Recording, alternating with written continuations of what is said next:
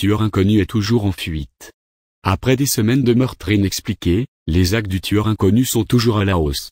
Après que de minces preuves aient été trouvées, un jeune garçon affirme avoir survécu à l'une des attaques du tueur et courageusement nous raconte son histoire. J'ai fait un mauvais rêve et je me suis réveillé au milieu de la nuit. J'ai vu que, pour une raison quelconque, la fenêtre était ouverte, même si je me souviens que je l'avais fermée avant d'aller au lit. Je me suis levé pour la fermer une fois de plus. Ensuite, je me suis simplement glissé sous mes couvertures et j'ai essayé de me rendormir. C'est alors que j'ai eu un sentiment étrange, comme si quelqu'un me regardait.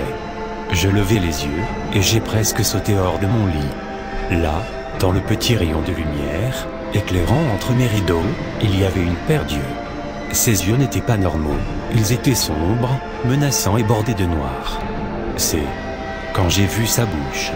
Un long sourire horrible qui a fait se dresser tous les poils de mon corps. La silhouette se tenait là, me regardant.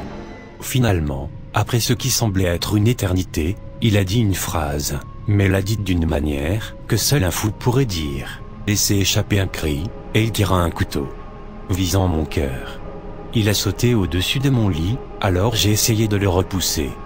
Coup de pied, de poing, roulade, n'importe quoi pour le faire lâcher prise.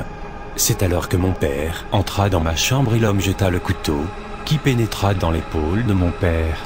L'homme l'aurait sans doute achevé, si l'un des voisins n'avait pas alerté la police. Ils ont roulé dans le parking et couru vers la porte. L'homme se retourna et s'enfuit dans le couloir. J'ai entendu un fracas, comme un bruit de verre. Comme je sortais de ma chambre, j'ai vu la fenêtre qui était à l'arrière de ma maison, cassée. Je l'ai regardé disparaître dans le lointain.